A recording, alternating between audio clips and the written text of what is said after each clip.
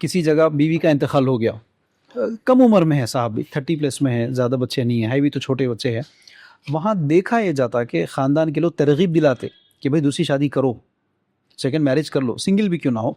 लेकिन उसी जगह अगर किसी औरत के हस्बैंड का इंतकाल हो जाए, किसी के शोहर का इंतकाल हो जाए, उम्र अगर उसकी कम भी क्यों ना, अगर 25 साल की उम्र में भी किसी के हस्बैंड का इंतकाल हो गया, अब वो पूरी ज़िंदगी अकेली बैठ कर रहेगी, जाकर कहीं काम नौकरी कर लेगी। अगर उसके 2-3 बच्चे भी होंगे तो वो अकेली रहेगी।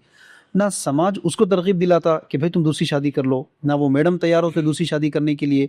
और कई जगह अगर बच्चे 10 साल के पार हो गए तो अब उन्होंने बोलते कि बच्चों की खातिर में शादी नहीं करती, अकेली रह जाती। तो इन लोगों के लिए क्या कहना चाहिए? टोटल अपोजिट टू दी शरिया। बच्चे छोटे रहने तक नहीं करना, बात समझ में आती है, ठीक है। लेकिन बच्चे बड़े हो जाने के बाद सबसे पहले तो हम अटेंड करेंगे इसको स्टेप बाय स्टेप। शौहर का इंतकाल हुआ हो या किसी वजह से सेपरेशन हो गया, अब बच्चे कहाँ, ठीक। शरीयत का क्या है इसमें? बच्चे बाप के पास रहेंगे। जब तक माँ अगर दूसरी शादी का इरादा करती है, ये तो उन ज़मानों की बात थी जब शादी करना एक ज़रूरी माना जाता था और इसको आइब माना नहीं जाता था। नहीं, इसको दीन का एक हिस्सा माना जाता था। आयब तो खैर अब इसको कोई वर्ड नहीं दे सकते। सबसे पहले जो बच्चों को लेके मसला होता है, जब हस्बैंड और वाइफ का सेपरेशन होता है, एक एज ग्रुप के हिसाब से उसका एक एप्लीकेशन है शरीयत का कि बच्चे कहाँ होने चाहिए, कब और कहाँ होने चाहिए। लेकिन प्रॉब्लम ये आता है कि माँ का बच्चों के साथ इतना अटैचमेंट, उनको लेकर इतनी फिक्र के कल क्या होगा मेरे बच्चों को। तो आदमी, अब जब सेपरेशन हुआ तो आदमी अच्छा नहीं या औरत अच्छी नहीं, दो ही होंगे ना मसले। वही है। और ये कुछ सालों तक यही बोला जाता रहेगा, ठीक। तो माँ ये सोच रही है कि आदमी अच्छा नहीं है, उन्हें मेरे बच्चों का क्या ख्याल रखे। उसके ससुराल मतलब बच्चों का ददियाल, उसके लिए इसके दिमाग में 1000 वसवसे रहेंगे। लेकिन शरीयत क्या बोल रही है, इसका ख्याल किसी किसी को ही आता है, तो automatically children will remain with mother. वही चल रहा है, ठीक, ओके। अब यहाँ पर जो औरत से गलती हो रही है कुरान के ख़िलाफ़ जाने की, शरीयत के ख़िलाफ़ जाने की, वो ये है कि ये समझने लग गई है कि ये अपनी औलाद को 75 दर्जे ज़्यादा मोहब्बत करती है अल्लाह से। इसीलिए अल्लाह के हुक्म के खिलाफ जा रही। यहाँ पर आपसे क्या हो रहा है, अल्लाह का ये कहना है कि जो भी रेफरेंस के तहत कि 70 दर्जे मैं अपनी किसी की माँ से ज़्यादा मैं मोहब्बत करता हूँ अपने बंदे को, ठीक।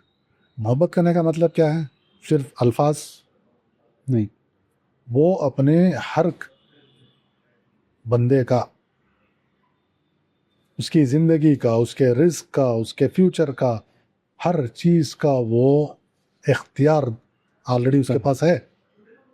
ऐसे चीज़ों को नहीं मान के माँ का 70 के ऊपर के दर्जे की मोहब्बत का ऐलान करना अमल के ज़रिए से, और उसी पे ज़िंदगी को प्लान करना, ये सबसे बड़ी प्रॉब्लम है ऐसे सिचुएशन में बच्चों को लेके। यहाँ पर एक और भी सिचुएशन आती है कि बच्चे इतने छोटे हैं कि माँ के साथ ही होना चाहिए, रहना पड़ता।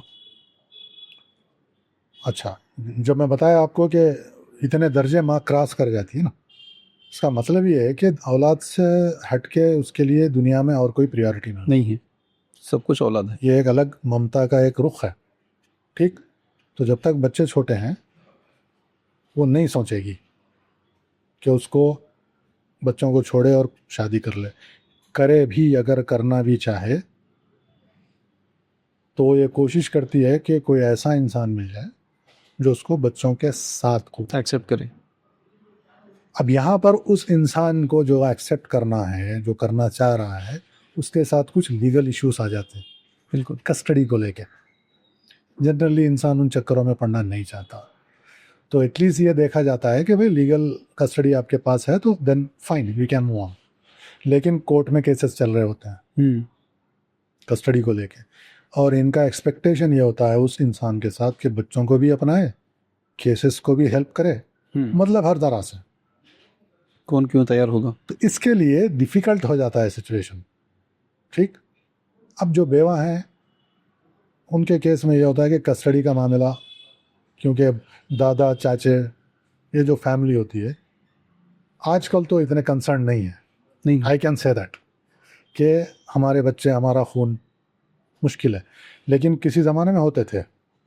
तो जैसे बच्चे बड़े हो जाए उधर उनका शिफ्ट हो जाते थे, राइट्स पूरे, और औरत जो है ना दूसरी शादी के लिए रेडी रहती है। वो माहौल तो अभी नहीं दिखता है। नहीं है, बिल्कुल बिल्कुल नहीं है। तो अभी करना क्या चाहिए? हर चीज़ का प्रॉब्लम सॉल्यूशन आपको मिलेगा सिर्फ दीन और शरीयत में, लेकिन वो मानने के लिए जो हमारे जहन तैयार नहीं है, हमारे इमोशंस तैयार नहीं है, वो उसकी वजह से डिफ़िकल्टीज हैं, वरना ये तो बड़ा आसान मसला।